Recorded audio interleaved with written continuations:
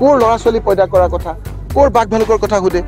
আজিৰ তাৰিখত মানুহৰ হাহাকাৰ লাগিছে, দুখীয়া মানুহৰ এবিধ নহয় দুবিধ নহয় 800 বিধ ঔষধৰ দাম চৰকাৰে বঢ়াই দিছে। ঘৰত যাওক যিসকলৰ কেঞ্চাৰ ৰোগী, যিসকলে পেটৰ বিষত আছে, পেইন কিলাৰ বিভিন্ন 800 বিধ আজি ঔষধৰ দাম বঢ়াই দিছে। সেই চৰকাৰখনক ভোট দিব। যদি কোনোবাই ভাবিছে নেতাসকলৰ বিজেপি ইউডিএফৰ নেতাসকলৰ ল'ৰা ছোৱালী পত্নী সেইসকলকো কৈছোঁ যে কংগ্ৰেছক ভোট দিয়ক। মুখ্যমন্ত্ৰী ডাঙৰীয়াই কিবা খাই চুবাই একেবাৰে মানুহক কৈছে যে ধুবুৰীত কংগ্ৰেছ পাৰ্টি আগবাঢ়ি আছে পাতিছে। আমাৰ এতিয়া লৈ গৈ আছোঁ আমাৰ জলেশ্বৰ সমষ্টিত পাতিছে আমাৰ আফতাবুদ্দিন মোল্লা ডাঙৰীয়াই। এইজনে মোক একে কৈছিল যে ৰকিবুল হুছেইন শক্তিশালী প্ৰাৰ্থী। মুখ্যমন্ত্ৰী ডাঙৰীয়াই কিবা খাই চুবাই একেবাৰে মানুহক কৈছে যে ধুবুৰীত কংগ্ৰেছ পাৰ্টি আগবাঢ়ি আছে, তেওঁ ইয়ালৈ আহিব। মই তেওঁক আহ্বান জনাইছোঁ যে যিখিনি আগবাঢ়িছে আৰু আগবঢ়াৰ কাৰণে তেওঁ মুখখন দেখিলে মোৰ যথেষ্ট উপকাৰ হ'ব। তেওঁ মুখখন দেখিলে মানুহৰ মনত পাৰিব তেওঁ অত্যাচাৰৰ কথা, ঘৰ ভঙাৰ কথা আৰু মানুহৰ মাজত অমিল কৰাৰ কথা। ইয়াত থকা সকলোৱে শান্তিৰে থাকিব বিচৰা লোকে তেওঁক দেখিলে অন্ততঃ মোৰ কিছু হ'লেও ভোট বাঢ়িব। গতিকে তেখেতক আহ্বান জনাইছোঁ যে আপুনি সোনকালে আহক। দ্বিতীয় কথা হ'ল বদৰুদ্দিন আজমল ডাঙৰীয়াই কৈছে যে আমি ময়দানত নাই, সেইকাৰণে ৰকিবুল হুছেইনে ফাঁকা মাতত মিটিং কৰি আছে। কিয় ময়দানত নাই? প্ৰশ্ন হ'ল ময়দানত নাই কিয়? আমি ৰোজা ৰাখি ৰমজান মাহত চেহেৰি ইফতাৰ কৰি আমি ইয়াত ঘূৰি ফুৰিছোঁ, ৰাইজে আমাক আঁকোৱালি লৈছে। আপুনি ময়দান খালী আজি কিয় দিছে? এইকাৰণেই দিছে যে যিটো সময়ত আপোনাক ৰাইজৰ প্ৰয়োজন আছিল সেই সময়ত আপুনি হিমন্ত বিশ্ব শৰ্মাৰ লগত থাকি এই মানুহখিনিক প্ৰতাৰণা কৰিছিল।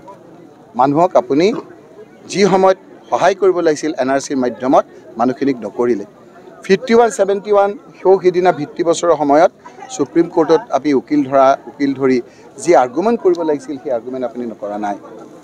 NRCৰ সময়ত আমি কপিল চিবাল, বিবেক তনখা, সলমান খুৰছিদ, ইন্দিৰা জয়সিঙৰ যেতিয়া সবল যুক্তি বিভিন্ন ধৰণেৰে আপোনাক আগবঢ়াইছিল, আপুনি কিন্তু উকিল নধৰিলে।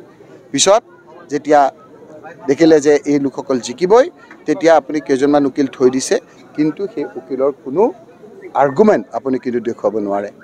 বিপদৰ সময়ত এই মানুহখিনিৰ লগত আপুনি নাই, আৰু সেইকাৰণেই এতিয়া ফাঁকা মাত আমি পাইছোঁ, ৰাইজে আমাক আঁকোৱালি লৈছে। যোৱাকালি ইয়াত বৰষুণ, বতাহ ধুমুহা, শিল ডাঙৰ শিল মানুহৰ গাত পৰিছে।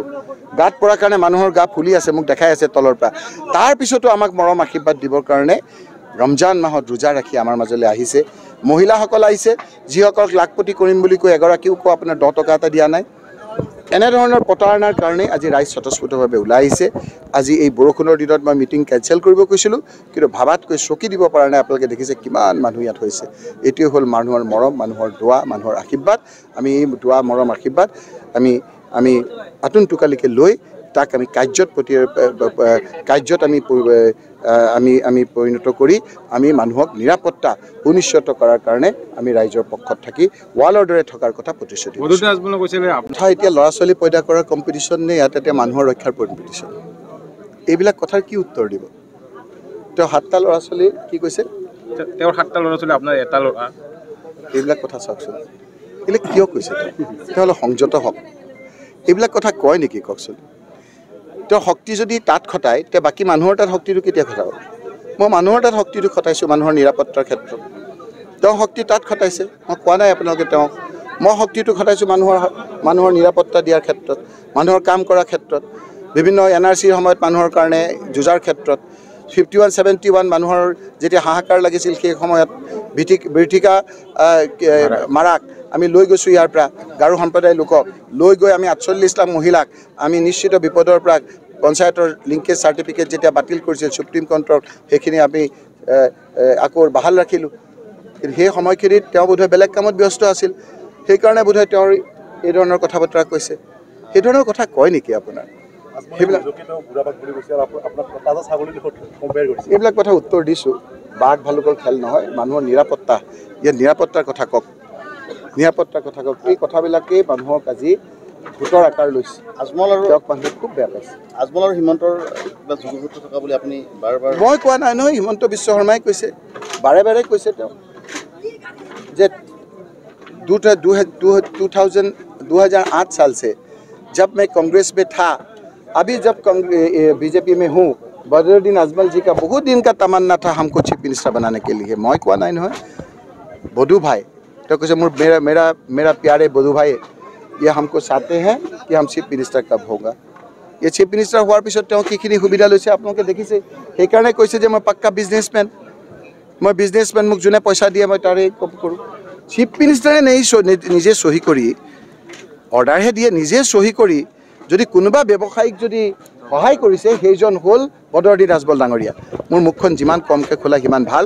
ভোটৰ যুদ্ধত ৰাইজৰ কথা কক মই এইখিনিলে কৰি আছো আজি কিন্তু আজি আমাৰ এতিয়া লৈ গৈ আছো আমাৰ জলেশ্বৰ সমষ্টিত পাতিছে আমাৰ আফতাবুদ্দিন মোল্লা ডাঙৰীয়াই এইজনে মোক একে কৈছিল যে ৰকিবুল হুছেইন শক্তিশালী প্ৰাৰ্থী কেতিয়াবা কৈছে যে আঞ্চলিক দল লাগে এজিপি ভাল দল গতিকে মোক যদি কোনোবা সমৰ্থন মই 12 বাৰ কৈছো তেওঁ এবাৰ দুবাৰ নহয় কেইবাবাৰ কৈছো বেনাৰ পোষ্টাৰত তেওঁৰ কোনো ফটো নাই বেলেগ বিধায়কবিলাকৰ ফটো আছে মই একো কৰা নাই মই বেনাৰ পোষ্টাৰ মই যিবিলাক পোষ্টাৰ বনাম মই হাদৰেৰে তেখেতৰ নাম দিম ঢাকা হাদৰেৰে তেখেতৰ ফটো দিম কিন্তু মোক যদি কোনোবাই পিছফালৰ পৰা চুৰি মাৰিব খোজে তাৰো মলম মই লগাব জানো মোক কিন্তু পিছফালেও চকু আছে কোৰ ল'ৰা ছোৱালী পয়দা কৰাৰ কথা কোৰ বাঘ ভালুকৰ কথা সুধে আজিৰ তাৰিখত মানুহৰ হাহাকাৰ লাগিছে দুখীয়া মানুহৰ এবিধ নহয় দুবিধ নহয় 800 বিধ ঔষধৰ দাম চৰকাৰে বঢ়াই দিছে ঘৰত যাওক যিসকলৰ কেঞ্চাৰ ৰোগী যিসকলে পেটৰ বিষত আছে পেইন কিলাৰ বিভিন্ন 800 বিধ আজি ঔষধৰ দাম বঢ়াই দিছে সেই চৰকাৰখনক ভোট দিব যদি কোনোবাই ভাবিছে নেতাসকলৰ বিজেপি ইউডিএফৰ নেতাসকলৰ ল'ৰা ছোৱালী পত্নী সেইসকলকো কৈছো যে কংগ্ৰেছত ভোট দিয়ক এই ভোটৰ সময়ত যি ধৰণৰ মানুহক যাৰ ঘৰত এই বেমাৰ হৈছে সেই লোকসকলে জানে যে কোৰ পৰা ওৰ পৰা পইচা লৈ পেলাই কোনোমতে দৰৱ কিনিছিল এটা সেই লোকসকলো নিশ্চিত বিপদত মৰিবৰ কাৰণে এই চৰকাৰখনে এৰি দিছে কিমান আশাবাদী আপুনি মুখ দেখিলেতো ভোটাৰ পৰে মোক দেখা নাই নেকি মোৰ মুখখন দেখিবচোন মোৰ মুখখন যিমান দিন মানুহৰ ওচৰলৈ গৈ আছো সিমান দিন মোৰ মুখ প্ৰফুল্ল হৈ আছে মই ৰোজা ৰাখি ঘূৰি আছো কিন্তু মনটো ভাল ভাল লাগি গৈ থাকে মানুহৰ ওচৰলৈ আহিলেই মানুহৰ মৰম এই যে মৰম আজি মহিলাসকল ইমান আহিছে বৰষুণ দিছে মই ভাবিছো ক'ত আহিব সেইটোৱেইটো প্ৰমাণ কৰে আৰু বদৰুদ্দিন সাহেবে যে কৈ আছে মোৰ মানুহ নাই মোৰ মানুহ ক'ত গ'ল তেওঁৰ মানুহ হিমন্ত বিশ্ব শৰ্মাই চব লুকুৱাই দিলে